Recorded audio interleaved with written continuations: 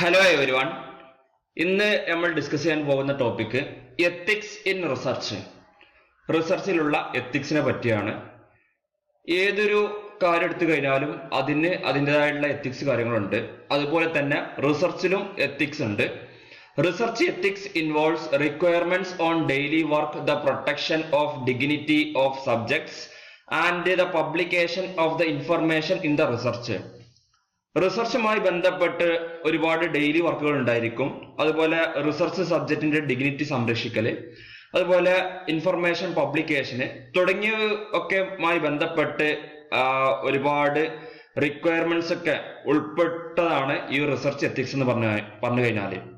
അപ്പോൾ research ethics എന്ന് പറഞ്ഞാല് റിസർച്ചിന്റെ ഓരോ ഘട്ടത്തിലും അത് എങ്ങനെ ആയിരിക്കണം എന്നുള്ള കാര്യം എന്താണ് വ്യക്തമായ രീതിയിൽ ഒരു കോഡ് ഓഫ് കോണ്ടാക്ട് ഉണ്ടായിരിക്കും. അതൊക്കെ ഉൾപ്പെട്ടതാണ് റിസർച്ച് എത്തിക്സ് എന്ന് പറഞ്ഞു കഴിഞ്ഞാൽ. എങ്ങനെയാണ് അതിന്റെ ധാർമ്മികത വരുന്നത്, അപ്പോ ഈ ഒരു ഡെയിലി വർക്ക് ചെയ്യാന്നുണ്ടെങ്കിൽ അതെങ്ങനെ ആയിരിക്കണം, അതുപോലെ സബ്ജക്റ്റിന്റെ ഡിഗ്നിറ്റി എങ്ങനെ സംരക്ഷിക്കണം എന്നത് സംബന്ധിച്ചുണ്ടാവും ഒരു കോഡ് ഓഫ് കോണ്ടാക്ട് ഉണ്ടാവും. അതുപോലെ നമ്മൾ പബ്ലിക്കേഷൻ ചെയ്യുകയാണെന്നുണ്ടെങ്കിൽ അതെങ്ങനെ പബ്ലിക്കേഷൻ നടത്തണം എന്നുമായി ബന്ധപ്പെട്ടൊക്കെ കോഡ് ഓഫ് കോണ്ടാക്ട് ഉണ്ട്. ഇതൊക്കെ അടങ്ങിയിട്ടുള്ളതാണ് റിസർച്ച് എത്തിക്സ് എന്ന് പറഞ്ഞു കഴിഞ്ഞാല്. Research ethics govern standard of conduct for scientific research. Research ethics scientific റിസർച്ചുകളുടെ പെരുമാറ്റ നിലവാരത്തെ നിയന്ത്രിക്കുകയാണ് ചെയ്യുക. അതായത് ഇപ്പോ എങ്ങനെയാണ് ഒരു സയന്റിഫിക് റിസർച്ച് ചെയ്യേണ്ടത് അതിന് വേണ്ടിയിട്ടുള്ള ഒരു code of standard of contact ആണ് എന്ത് ഈ റിസർച്ച് എത്തിക്സ് കൊണ്ട് പറയുന്നത്. അപ്പോൾ തീർച്ചയായിട്ടും ഒരു സയന്റിഫിക് ആയിട്ട് റിസർച്ച് ചെയ്യുകയാണെന്നുണ്ടെങ്കിൽ അതിനെ കോഡ് ഓഫ് കോണ്ടാക്ട് അല്ലെങ്കിൽ കോഡ് ഓഫ് കോണ്ടാക്ട് എങ്ങനെ ആയിരിക്കണം എന്നുള്ള കാര്യം നിയന്ത്രിക്കുന്നതാണ് ഈ ഒരു റിസർച്ച് എത്തിക്സ് കൊണ്ട് ഉദ്ദേശിക്കുന്നത്. It is important to adhere to ethical principles in order to protect the dignity, right and welfare of the research participant. Research പാർട്ടിസിപ്പൻസിന്റെ ഡിഗ്നിറ്റിയും അവകാശങ്ങളും ക്ഷേമവും സംരക്ഷിക്കുന്നതിന് എത്തിക്കൽ പ്രിൻസിപ്പിൾസ് പാലിക്കേണ്ടത് പ്രധാനമാണ്. ഓക്കെ, ഇത് നോക്കാം. Issue of ethics arises mainly out of research relation with sponsors of research, those who permit access to source of data, research participants or respondents. അതായത് ഇവിടെ റിസർച്ചറുമായി ബന്ധപ്പെട്ട് എത്തിക്സുമായി ബന്ധപ്പെട്ടുള്ള ഇഷ്യൂകളാണ്. അപ്പോൾ എത്തിക്സുമായി ബന്ധപ്പെട്ട ഇഷ്യൂസുകൾ പറഞ്ഞാൽ ഒന്ന് സ്പോൺസർ ഓഫ് റിസർച്ച്. അപ്പോൾ റിസർച്ച് സ്പോൺസറുമായി ബന്ധപ്പെട്ട എത്തിക്കൽ ഇഷ്യൂസ് ഉണ്ടാകാം. അതുപോലെ those who permit access to source of data, അതുപോലെ ഡാറ്റ സോഴ്സ് ആക്സസ് ചെയ്യാൻ പെർമിറ്റ് നൽകുന്നവരുമായിട്ട് എന്തുണ്ടാവും ചില എത്തിക്കൽ ഇഷ്യൂസ് ഉണ്ടാകും.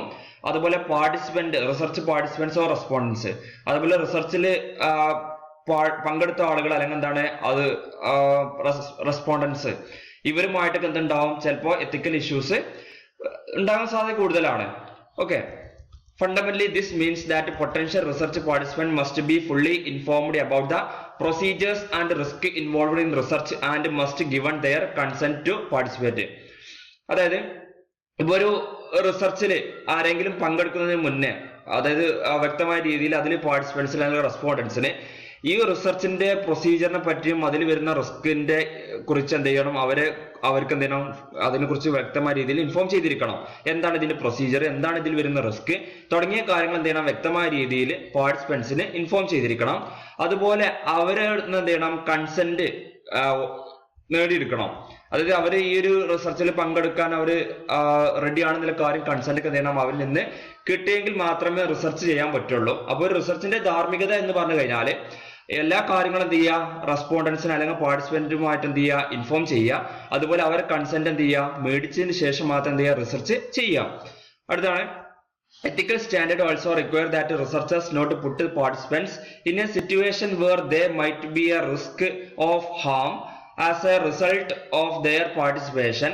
Harm can be defined as both physical and psychological. അതായത് പാർട്ടിസിപ്പൻസിന് ദോഷകരമാകുന്ന പറഞ്ഞാല് ഫിസിക്കലായിട്ടും സൈക്കോളജിക്കലായിട്ടൊക്കെ ദോഷകരമാകുന്ന തരത്തില് ഒരു സാഹചര്യത്തിലും അവരെന്തില്ല ഉൾപ്പെടുത്താൻ പാടില്ല. അവർക്ക് ഒരു മോശപ്പെട്ട സാഹചര്യം വരുന്നതിൽ നിന്നൊക്കെ എന്ത് ചെയ്യണം, അവരെ കവർ ചെയ്യുന്നതിന് വേണ്ടിയിട്ടാണ് എത്തിക്കൽ സ്റ്റാൻഡേർഡ് ഉള്ളത്. അപ്പോൾ ഈ ഒരു പാർട്ടിസിപ്പൻസിന് ദോഷകരമാകുന്ന സാഹചര്യത്തിൽ ഉൾപ്പെടുത്തരുത് എന്ന് എത്തിക്കൽ സ്റ്റാൻഡേർഡ് ആവശ്യപ്പെടുന്നുണ്ട്. ഓക്കെ, അപ്പോൾ അവർക്ക് ശാരീരികമായിട്ടും മാനസികമായിട്ടും ചിലപ്പോൾ പല പ്രശ്നങ്ങളും ഈ റിസർച്ചിൽ അവർ പങ്കാളികളായതുകൊണ്ട് ഉണ്ടാകാം. അപ്പൊ അത്തരം സാഹചര്യങ്ങളിൽ നിന്നും അവരെന്താണ് ഉൾപ്പെടുത്തരുത് എന്ന് എത്തിക്കൽ സ്റ്റാൻഡേർഡ് ആവശ്യപ്പെടുന്നു. ഓക്കെ, അപ്പോൾ ഇതാണ് എത്തിക്കൽ സ്റ്റാൻഡേർഡുമായി ബന്ധപ്പെട്ടുള്ള ഒരു ഇൻട്രൊഡക്ഷൻ എന്ന് പറഞ്ഞു കഴിഞ്ഞാൽ there are several reasons why it is important to adhere to ethical norms in research. അപ്പോൾ റിസർച്ചിൽ എത്തിക്കൽ നോംസ് അനുസരിക്കേണ്ടതിന്റെ പ്രാധാന്യം എന്താണെന്നുള്ളത് പല റീസൺസ് ആണ്. എന്തിനാണ് നമ്മൾ ഈ എത്തിക്കൽ സ്റ്റാൻഡേർഡ് അല്ലെങ്കിൽ എത്തിക്കൽ നോംസ് റിസർച്ചിൽ ഫോളോ ചെയ്യേണ്ടത്? അപ്പൊ ആ റീസൺസ് എന്തൊക്കെയാണ് നമുക്ക് നോക്കാം. ഒന്ന്, norms promote the aims of research such as knowledge, truth and avoidance of errors. Norms, അതായത് ഇപ്പോൾ എത്തിക്കൽ നോംസ് ഒക്കെ പ്രൊമോട്ട് ചെയ്യുന്ന ഒരു കാര്യം പറഞ്ഞാൽ റിസർച്ചിന്റെ എയിമിനെ തന്നെ അത് പ്രൊമോട്ട് ചെയ്യുന്നുണ്ട്. അതായത് ശരിയായിട്ടുള്ള നോളജ് കിട്ടുക, ട്രൂത്ത് മനസ്സിലാക്കുക, അതുപോലെ എന്തെങ്കിലും തെറ്റുകൾ ഉണ്ടെങ്കിലൊക്കെ എന്ത് ചെയ്യുക, അവോയ്ഡ് ചെയ്യുക. ഇത്രയും കാര്യങ്ങളൊക്കെയാണ് എന്തുള്ളത് പ്രധാനമായിട്ടും ഈ എത്തിക്കൽ സ്റ്റാൻഡേർഡ്സ് ഉണ്ടെന്നുണ്ടെങ്കിൽ നമുക്ക് അതുമായി കിട്ടുന്ന മെച്ചം എന്ന് പറഞ്ഞു കഴിഞ്ഞാൽ.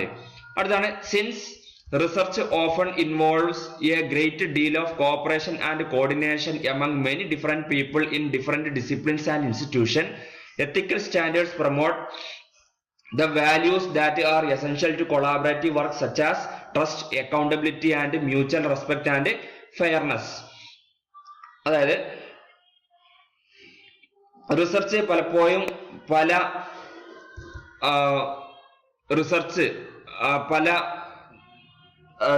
നല്ല കാര്യങ്ങളൊക്കെ ചെയ്യുന്നുണ്ട്. എന്ന് വെച്ച് കഴിഞ്ഞാൽ നല്ല റിസർച്ച് പലപ്പോഴും എന്താണ് ഗ്രേറ്റ് ഡീലാണുള്ളത്. എന്ത് ഗ്രേറ്റ് ഡീലാണ്? ഇപ്പോൾ ഒരു റിസർച്ച് ചെയ്യാന്നുണ്ടെങ്കിൽ പല ഡിസിപ്ലിനിൽ നിന്നുള്ള പല ഇൻസ്റ്റിറ്റ്യൂഷനിലുള്ള പല വ്യക്തികളൊക്കെ ഉണ്ടായിരിക്കും.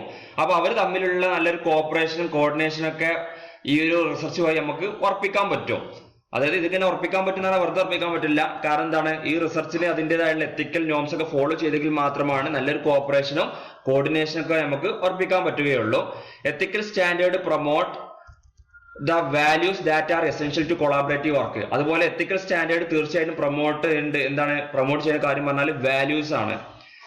That are essential to collaborative work. അതായത് കൊളാബറേറ്റീവ് വർക്കിന് എസെൻഷ്യൽ ആകുന്ന വാല്യൂസ് ഒക്കെ എന്തുണ്ട്, എത്തിക്കൽ സ്റ്റാൻഡേർഡ്സ് തീർച്ചയായിട്ടും പ്രൊമോട്ട് ചെയ്യും. എന്തൊക്കെയാണ് ഈ കൊളാബറേറ്റീവ് വർക്കിന് സഹായിക്കുന്ന കാര്യങ്ങൾ എന്ന് പറഞ്ഞാൽ, അതായത് തീർച്ചയായിട്ടും നല്ല സഹകരണം ഉണ്ടാകുന്ന ട്രസ്റ്റ് വേണം, അക്കൗണ്ടബിലിറ്റി വേണം, മ്യൂച്വൽ റെസ്പെക്ട് വേണം, ഫെയർനെസ് ഉണ്ടായിരിക്കണം. അപ്പൊ ഇത്രയും കാര്യങ്ങളൊക്കെ എന്താണ് ഉറപ്പിക്കണം എന്നുണ്ടെങ്കിൽ, അതായത് respect, trust, accountability, mutual respect, fairness തുടങ്ങിയ കാര്യങ്ങളൊക്കെ ഉണ്ടാകുന്നുണ്ടെങ്കിൽ എന്ത് വേണം, തീർച്ചയായിട്ടും എത്തിക്കൽ നോംസ് ഒരു റിസർച്ചിന് ഉണ്ടായിരിക്കണം. ഓക്കെ, അടുത്താണ്, many of the ethical norms help to ensure researcher can be held accountable to the public. അതായത് റിസർച്ചിന് പബ്ലിക്കിനോട് ചില ഉത്തരവാദിത്തങ്ങളുണ്ട്. അത് പല നോംസും ചെയ്യേണ്ട കാര്യം പറഞ്ഞാല്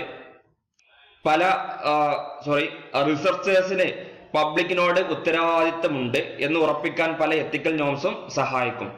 അപ്പോ ഇപ്പോ ഇവരൊക്കെ പബ്ലിക് ഫണ്ട് നൽകിയിട്ടാണ് എന്ത് ചെയ്യുന്നത്, പല റിസർച്ചും നമ്മൾ എന്ത് ചെയ്യുന്നത്, പബ്ലിക് ഇൻട്രസ്റ്റുമായി ബന്ധപ്പെട്ടുള്ള പല റിസർച്ച് ചെയ്യുന്നുണ്ടാവും. അപ്പൊ ഈ പബ്ലിക്കിനോട് റിസർച്ചേഴ്സിന് ഉത്തരവാദിത്തം ഉണ്ട് എന്ന് മനസ്സിലാക്കാൻ പല എത്തിക്കൽ നോംസ് സഹായിക്കും. ഓക്കെ, അടുത്താണ്, ethical norms in research help to build public support for research. അതുപോലെ റിസർച്ചിലുള്ള എത്തിക്കൽ നോംസ് പബ്ലിക്കിന്റെ സപ്പോർട്ട് ഉണ്ടാക്കിയെടുക്കാനൊക്കെ സഹായിക്കുന്നുണ്ട്. അതായത് പബ്ലിക്കിന്റെ അടുത്ത് സപ്പോർട്ട് ഉണ്ടെങ്കിൽ മാത്രമാണ് നമുക്കൊരു റിസർച്ചിന്റെ എത്തിക്സ് ഒക്കെ നോംസ് ഒക്കെ നമുക്ക് കാര്യങ്ങളൊക്കെ നോക്കി പോകാൻ പറ്റുകയുള്ളൂ. അടുത്താണ്, many of the norms of research promote A variety of other important moral and social values such as social responsibility, human right and animal welfare, compliance with the law and public health and safety.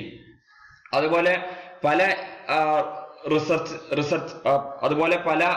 റിസർച്ചുമായി ബന്ധപ്പെട്ടുള്ള norms ഒക്കെ promote ചെയ്യുന്ന കാര്യം എന്ന് പറഞ്ഞാൽ പല പ്രധാനപ്പെട്ട, അതായത് social വാല്യൂസും moral ആയിട്ടുള്ള ഇമ്പോർട്ടന്റ് ആയിട്ടുള്ള പല കാര്യങ്ങളും എന്നിട്ട് റിസർച്ചിന്റെ നോംസ് പ്രൊമോട്ട് ചെയ്യും. അതായത് സോഷ്യൽ റെസ്പോൺസിബിലിറ്റി, അതുപോലെ ഹ്യൂമൻ റൈറ്റ്, ആനിമൽ വെൽഫെയർ, അതുപോലെ കംപ്ലൈൻസ് വിത്ത് ലോ, അതുപോലെ പബ്ലിക് ഹെൽത്ത്, പബ്ലിക് സേഫ്റ്റി തുടങ്ങിയ കാര്യങ്ങളൊക്കെ എന്തുണ്ട് ഈ ഒരു റിസർച്ചിന്റെ സോഷ്യൽ വാല്യൂസ് അതുപോലെ മോറൽ വാല്യൂസ് ഒക്കെ പ്രൊമോട്ട് ചെയ്യുന്നുണ്ട്.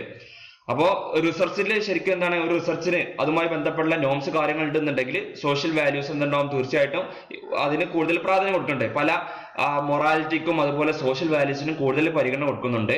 അതുപോലെ social responsibility, human rights, animal welfare, compliance with law, public health, public safety തുടങ്ങിയൊക്കെ പ്രാധാന്യം കൽപ്പിക്കുന്നുണ്ട്.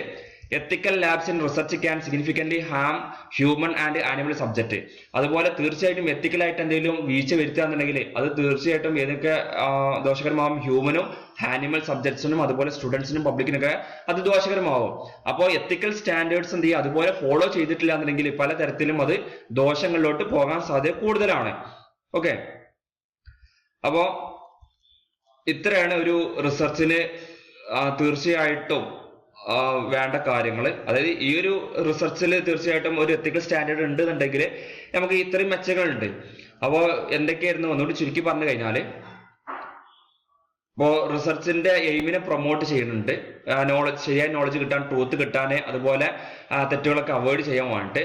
അതുപോലെ റിസർച്ചിൽ നല്ല കോപ്പറേഷൻ, കോർഡിനേഷൻ ഒക്കെ ഉണ്ടാക്കിയെടുക്കാൻ. കാരണം പല പീപ്പിൾസ് ആയിരിക്കും, പല ഡിസിപ്ലിനുള്ള പല ഇൻസ്റ്റിറ്റ്യൂഷനിലുള്ള പീപ്പിൾസ് ആയിരിക്കും ഉണ്ടായിരിക്കുക. അപ്പൊ അവരുടെ ഇടയിലൊക്കെ നല്ല കോപ്പറേഷൻ, കോർഡിനേഷൻ ഉണ്ടാക്കാൻ തീർച്ചയായിട്ടും അവിടെ നല്ലൊരു എത്തിക്കൽ സ്റ്റാൻഡേർഡ്സ് ഉണ്ടായിരിക്കണം. അപ്പോൾ ഇങ്ങനെ നല്ലൊരു എത്തിക്കൽ സ്റ്റാൻഡേർഡ്സ് ഉണ്ടെന്നുണ്ടെങ്കിൽ അത് നല്ലൊരു വാല്യൂസ് ആണ് പ്രൊമോട്ട് ചെയ്യുക. ഓക്കെ, അതുപോലെ അടുത്തൊരു പോയിന്റ് ആയിരുന്നു, പല എത്തിക്കൽ നോംസും ഇപ്പോൾ പബ്ലിക്കിനോട് നല്ല അക്കൗണ്ടബിലിറ്റി ഉണ്ട് എന്ന് ഉറപ്പിക്കാൻ അത് സഹായിക്കുന്നുണ്ട്. അപ്പോൾ നല്ലൊരു എത്തിക്കൽ സ്റ്റാൻഡേർഡ്സ് ഉണ്ടെങ്കിൽ മാത്രമാണ് ശരിക്കും എന്തുണ്ടാവുള്ളൂ, റിസർച്ച് എഴുതുന്ന ആളുകൾ ആ ഉത്തരവാദിത്തം കാര്യങ്ങളൊക്കെ ശരിയായ രീതിയിൽ നിറവേറ്റുകയുള്ളൂ. കാരണം ഈ പബ്ലിക് ഒക്കെയാണ് നമുക്ക് എന്ത് ഈ റിസർച്ച് ഒക്കെ ചെയ്യാൻ വേണ്ടിയുള്ള ഫണ്ട് കാര്യങ്ങളൊക്കെ അവരിൽ നിന്നാണ് നമ്മൾ അവരാണ് ശരിക്കും തരുന്നത്. അപ്പോൾ അവരോട് എന്ത് വേണം, നമുക്ക് എപ്പോഴും അക്കൗണ്ടബിലിറ്റി ഉണ്ടായിരിക്കണം. അടുത്തായിരുന്നു ethical norms in research also help to build public support for research. അതുപോലെ പബ്ലിക് സപ്പോർട്ട്, റിസർച്ച് ഒക്കെ ചെയ്യാൻ പബ്ലിക് സപ്പോർട്ടൊക്കെ നമുക്ക് ആവശ്യമായിട്ട് വരും. ആ പബ്ലിക് സപ്പോർട്ടൊക്കെ ബിൽഡ് ചെയ്യാനൊക്കെ ഈ എത്തിക്കൽ നോംസ് കൊണ്ട് പറ്റുന്നതാണ്. അടുത്തതായിരുന്നു ഇപ്പോൾ പല റിസർച്ച് പ്രൊമോട്ട്, അതായത് റിസർച്ചിന്റെ നോംസ് ഒക്കെ പ്രൊമോട്ട് ചെയ്യുന്ന കാര്യങ്ങൾ എന്ന് പറഞ്ഞാൽ മോറലും സോഷ്യലായിട്ട് വാല്യൂസ് കാര്യങ്ങളൊക്കെ എന്തുണ്ട് അത് പ്രൊമോട്ട് ചെയ്യുന്നുണ്ട്. സോഷ്യൽ റെസ്പോൺസിബിലിറ്റി, അതുപോലെ ഹ്യൂമൻ റൈറ്റ്സ്, ആനിമൽ വെൽഫെയർ, അതുപോലെ നിയമം അനുസരിക്കല്, പബ്ലിക്കിന്റെ ഹെൽത്ത്, പബ്ലിക് സേഫ്റ്റി തുടങ്ങിയ കാര്യങ്ങളൊക്കെ എന്തുണ്ട് ഈ റിസർച്ച് പ്രൊമോട്ട് ചെയ്യണമെന്നുണ്ടെങ്കിൽ തീർച്ചയായിട്ടും എന്ത് വേണം, നമുക്ക് അവിടെ തീർച്ചയായിട്ടും നല്ലൊരു എത്തിക്കൽ സ്റ്റാൻഡേർഡ്സ് അനിവാര്യമാണ്. അല്ലെങ്കിൽ ഇനി എന്തെങ്കിലും എത്തിക്കൽ ആയിട്ടുള്ള കാര്യങ്ങൾ ലാബ്സ് ആക്കുകയാണെന്നുണ്ടെങ്കിൽ, അതായത് എത്തിക്സിൽ നിറവേറ്റുന്ന കാര്യങ്ങൾ നമ്മൾ വീഴ്ച വരുത്തുകയാണെന്നുണ്ടെങ്കിൽ അത് പലപ്പോഴും ദോഷകരമായിട്ട് വരും. അത് ഹ്യൂമനും ആനിമൽ സബ്ജക്റ്റിനും അതുപോലെ സ്റ്റുഡൻസിനും പബ്ലിക്കിനൊക്കെ അത് ദോഷകരമായിട്ട് വരാൻ ചാൻസ് കൂടുതലാണ്. അപ്പൊ ഇത്രയാണ് ഇന്നത്തെ ക്ലാസ് ഉള്ളത്.